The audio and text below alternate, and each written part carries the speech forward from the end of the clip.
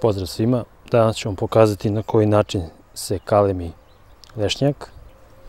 Ovdje imam jedan izdanak sa žbunaste forme lešnjaka i ovdje imam plemku koju sam uzeo ranije i sada ću kalemiti na prosto spajanje.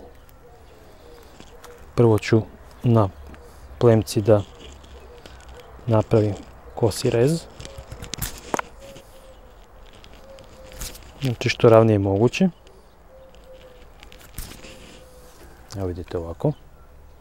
I zatim na podlozi isto tako.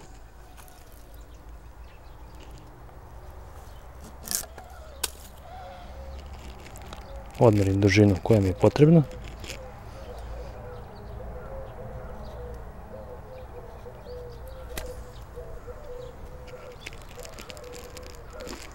I kada su mi rezovi dobro odrađeni,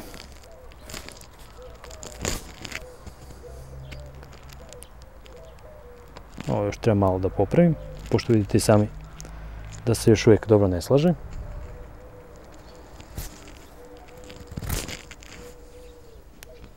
Evo sada su rezovi idealni.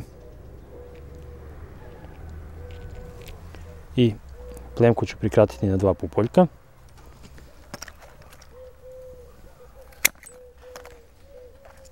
I sada ću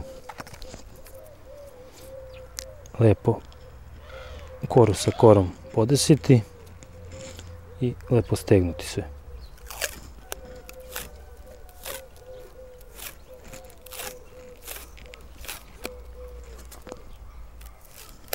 Inače lešnjak se dosta teško kalemi zato što ima tanku koru i kada su rezovi idealno spojeni onda može doći do primanja.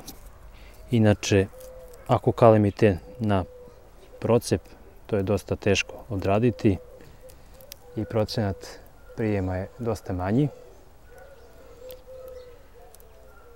Inače lešnjak se kalemi na podlogu mečije leske koja ne pušća izdanke i na taj način imate sadnicu kao drvo.